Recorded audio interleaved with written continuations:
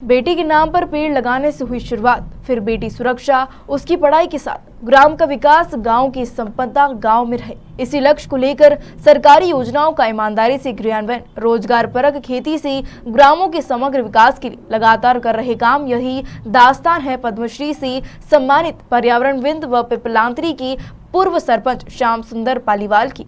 Indore press club में श्याम सुंदर पालीवाल एक अनौपचारिक चर्चा के लिए पहुंचे और उन्होंने अपनी पूरे सफर और उपलब्धि के बारे में बात की। श्याम सुंदर पालीवाल पहली बार 2005 में पिपलांतरी के सरपंच बने। इन 16 सालों में उन्होंने ऐसी पंचायत बनाई जहां पर्यावरण संरक्षण को लेकर अलग ही मिसाल दी जाती है। उन्होंने गांव से पलायन को रोकने पर सबसे पहले काम किया। कोशिश यही है कि गांव की संपदा गांव में रहे। बेटी के नाम पर पेड़ लगाएं, भ्रूण हत्या रोकने पर काम किया। इसके अलावा बांस, आंवला, एलोवेरा और अन्य औषधियां पेड़ पौधे लगाए ताकि गांव के लोगों को रोजगार मिल सके।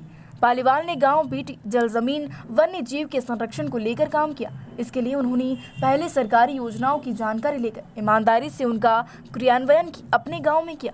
श्याम सुंदर पालीवाल अपनी उपलब्धियों के बाद प्रधानमंत्री नरेंद्र मोदी से मिल चुके हैं और अब वे जैविक खेती को लेकर काम कर रहे हैं। बाइट श्याम सुंदर पालीवाल व्यू। परम सदे मेरे बड़े भाई अग्रज और प्रेस क्लब के अध्यक्ष अरविंद तिवारी जी, सुनील जोशी जी, सम्मानित सभी पत्रकार बंधु, मेरा जीवन यूँ कहें कि इंदौर से शुरू हुआ है। इंदौर के गांधीनगर में मैं मेरे बड़े भाई साहब के यहाँ बहुत लंबे समय तक रहा और यहाँ से फिर गांव में गया। यहीं मेरी शादी हुई और यहाँ से जब मैं गांव में गया और गांव में जितना प्यार मुझे मेरे परिवार, मेरे गांव वालों से मिला, तो मुझे लगा कि नहीं, मुझे गांव में रहकर मुझे गांव के लोगों के लिए कुछ करना चाहिए। तो गांव में सरपंच का चुनाव लड़ा, सरपंच बन गया और सरकार की विभिन्न योजनाओं के माध्यम से एक गांव कैसे आदर्श गांव बन सकता है, इस पर चर्चा की। मुझे कई लोग पूछते हैं कि आदर्श गांव कैसे बनते हैं। मुझे भी प्रधानमंत्री जी ने पूछा कि हमने सांसद आदर्श गांव का चयन किया है, पर बहुत अच्छी खबरें सांसद आदर्श गांव से नहीं आ रही है। तो मैंने उनसे आग्रह किया, उनसे निवेदन किया कि साहब, गांव आदर्श गांव सिर्फ बोर्ड लगा देने से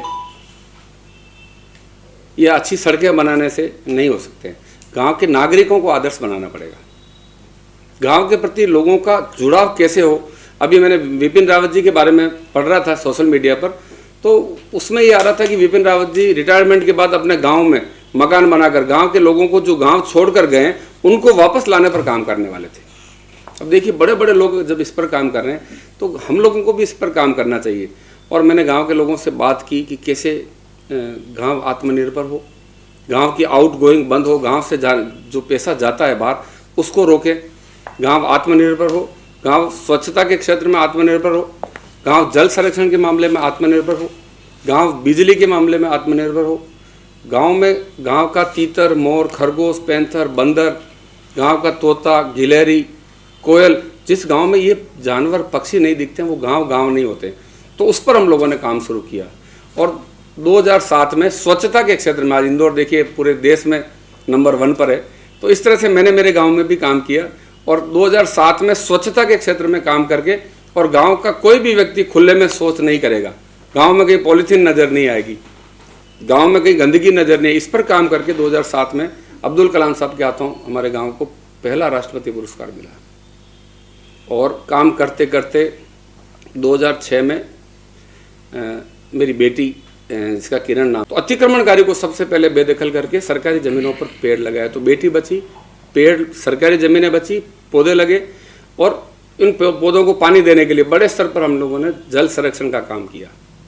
चेक डैम, एनीकट, ट्रेंचेज और ऐसे पौधे लगाए जिससे आगे जाकर लोगों को उससे रोजगार मिल सके। जैसे बांस, अब आमतौर पर बांस की बहुत ज़्यादा कीमत नहीं मानी जाती है, पर हम इस तरह के बांस लाए जिससे पानी की बम्बू बोतल बन सके। तो एक बांस का पौधा कम से कम 1000 से 2000 के बीच में बिकता है। बड़ी संख्या में आंवले लगाए, एलोवेरा लगाया।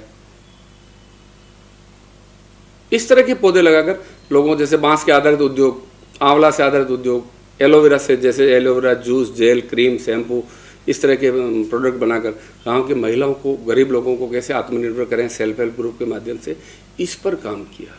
तो देखिए, बेटी बची, पानी बचा, पेड़ बचा, सरकारी ज़मीनें बची। और जब ये सब काम हुआ तो गांव में वन्य जीव वापस आने लगा। गांव में बड़ी संख्या में वन्य जीव जो गांव से चले गए थे या उन शिकार हो गया था, वो वन्य जीव वापस आने लगे। और ये सब काम हुआ तो गांव पर्यटक, टूरिस्ट आने लगे, बड़ी दूसरे देशों से लोग आने लगे, दूसरे जिलों से आने लगे, दूसरे राज्यों से सरपंच आने लगे। यहाँ तक कि कश्मीर के सरपंच भी पिपलांतरी का सरकार उनको विजिट कराने लगी। तो एक आदर्श गांव बना, पर्यटन ग्राम बना। तो देखो, बेटी, पानी, पेड़, गोचर भूमि और वन्य जीवों को बचाकर लोगों को प्राकृतिक आधारित रोजगार उपलब्ध कराने पर काम किया। और सबसे बड़ा काम तो ये हुआ कि जो लोग गांव से पलायन कर गए थे, वो वापस आज गांव में वापस आने लगे।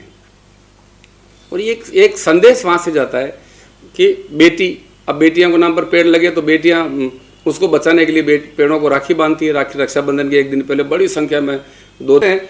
तो उनकी एक भावना होती है कि नहीं, ये मेरी माँ की स्मृति में लगा पौधा है, ये मेरे पिताजी की स्मृति में लगा पौधा है, ये मेरे परिवार के लोगों के स्मृति में लगा पौधा है। किसी भी कीमत पर मैं इसको सूखने नहीं दूंगा, इसको नुकसान नहीं पहुँचाने दूंगा।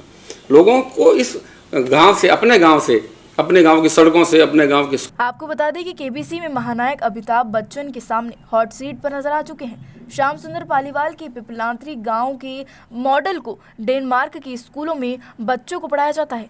इंदौर से अंशुल मुकाती की रिपोर्ट।